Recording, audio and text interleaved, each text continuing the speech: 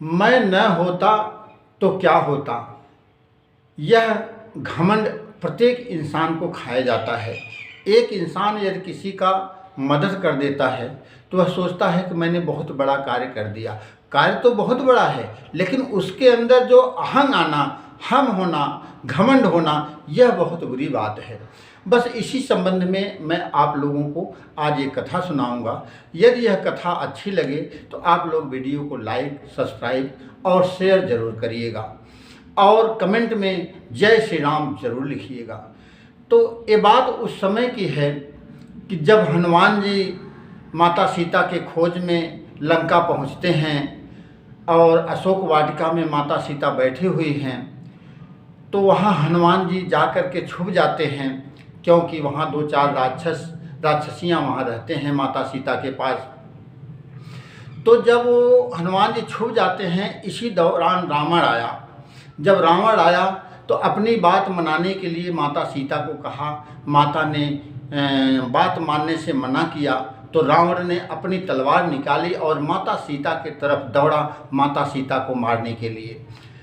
तो उस समय हनुमान जी को बड़ा गुस्सा आया, बहुत गुस्सा आया। उन्होंने सोचा कि मैं जल्दी से जाऊं और रावण का तलवार लेकर रावण को मैं मार दूं, सर धड़ से अलग कर दूं। हनुमान जी को बहुत गुस्सा आ रहा है यह बात देख करके, परंतु उस समय मंदोदरी जी वहाँ पहुँचती हैं और रावण को रोक लेती हैं, रावण को मना करती हैं माता सीता को मारने के लिए।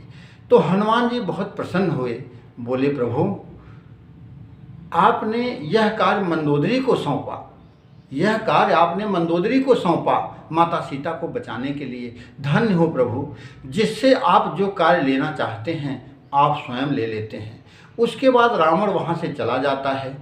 फिर वहाँ सभी राक्षसियाँ माता सीता के पास रहती हैं। उस समय त्रिजटा नामक राक्षसी जो है माता सीता से कह रही है कि हे माता, मैंने आज स्वप्न देखा, लंका में एक बंदर आया हुआ है और वह बंदर लंका को जला रहा है और पूरी लंका को जला गया। देखते देखते पूरी लंका को जला गया।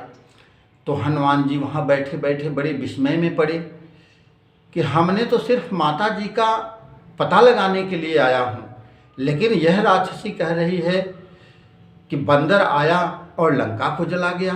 प्रभु जी ने तो सिर्फ मेरे को माता का पता लगाने के लिए भेजा है। फिर हनुमान जी ने बड़े विचार किए और वहीं चुपचाप बैठे रहे। फिर आगे की परिस्थिति क्या होती है कि जब राक्षस लोग, रावण के राक्षस हनुमान जी को पकड़ करके ले जाते हैं, इंद्रजीत आता है ब्रह्म फांस में बांधकर हनुमान जी को जब ले जाता है, तो उस समय रावण ने मारने के लिए बहुत उद्देश्य से तलवार निकाली और कहा कि बंदर को मैं अभी मार दूंगा। अब जो है बंदर की बात मारने को जैसे सुने, वहाँ विभीषण जी बोल दिए कि नहीं, दूत को मारना नहीं चाहिए, दूत का कोई अंग भंग बेशक कर दो, लेकिन दूत को मारना यह राज्यसभा के खिलाफ होगा। तो इस बात को हनुमान जी अपने मन में प्रभु को याद करके बोलने लगे, जबकि हनुमान जी अपने बचने के लिए जरा सा भी कोशिश नहीं किए, लेकिन विभीषण ने बोल बैठे। जब विभीषण जी ने बोला तो हनुमान जी अपने मन में सोचा कि हे प्रभु, आपने यह काम विभीषण को सौंपा मुझे बचाने के लिए, मैंने तो बचने का कोई उपाय भी नहीं सोचा और ना ही किया, लेकिन आपने मुझे बचाने के लिए यह उपाय, यह काम आपने विभीषण को दे दिया, तो जो विभीषण के द्वारा मेरा बचाव हो गया। धन्य हो प्रभु। यह बात हनुमान जी सोच रहे हैं। फिर बीच में उनके दिमाग में एक बात ये भी आई कि अगर मंदोदरी ने रावण को नहीं रोकती, अगर मैं जा कर के रावण को रोकता तो मेरे अंदर एक अहम आ जाता कि मैंने ऐसा किया, मैंने वैसा किया, लेकिन प्रभु आपने ऐसा नहीं होने दिया।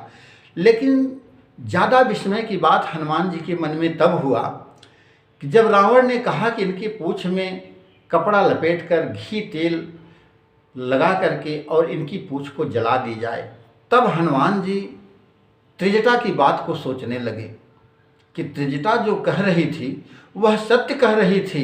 कि एक बंदर आया और लंका जला गया। तो हे प्रभु, आपकी माया बहुत अपरंपार है। आपने तो लंका जलाने के लिए मुझे घी तेल का भी प्रबंध नहीं करना पड़ा, आपने सारा कुछ व्यवस्था कर दिया। कहाँ मैं कपड़ा खोजता, कहाँ मैं घी खोजता, और फिर आग कहाँ खोजता। आपने हे प्रभु रावण के द्वारा ही सारा प्रबंध करवा दिया। हनुमान जी अपने मन में बहुत खुश हो रहे हैं। तो इस कहानी का तात्पर्य ये है मित्रों कि प्रभु को जो कार्य अब और किसके हाथ लेना है, प्रभु ने स्वयं करवा लेते हैं। आदमी का यह भ्रम होता है कि मैंने किया या मैंने किया, हमने किया। ये जो है मनुष्य का एक सोच बहुत बड़ा गलत है। जो कार्य जिसके द्वारा कराना होता है, प्रभु ने स्वयं करा लेते हैं। यह वीडियो अगर हमारी अच्छी लगी हो तो आप इस वीडियो को लाइक, सब्सक्राइब, शेयर जरूर करना। राम राम मित्रों।